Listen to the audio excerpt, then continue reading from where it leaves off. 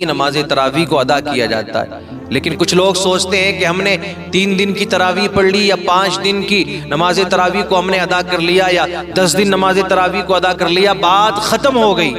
یاد رکھنا، تراویح کے اندر ایک قرآن مجید مکمل سننا یہ سنت ہے، اور نماز تراویح پورے مہینے کی پڑھنا یہ سنت مؤکدہ ہے۔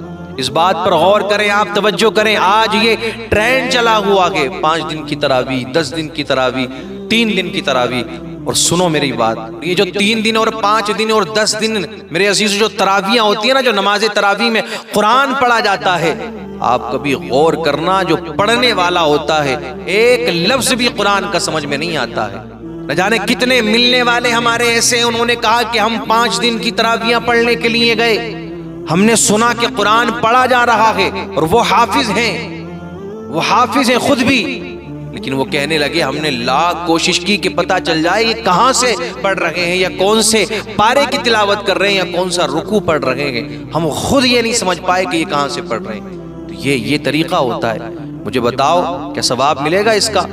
نہ پڑھنے والے کو ثواب ملے گا، نہ سننے والوں کو کوئی ثواب ملے گا، بلکہ الٹے سارے کے سارے گناہ میں شامل ہو جائیں گے۔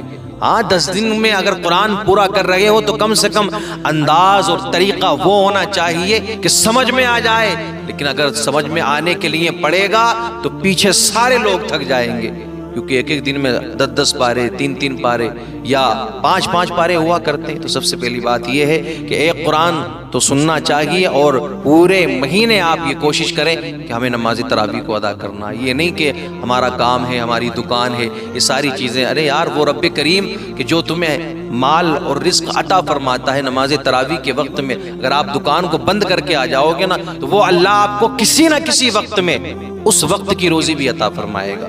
اس نے وعدہ کیا ہے نا روزی کا۔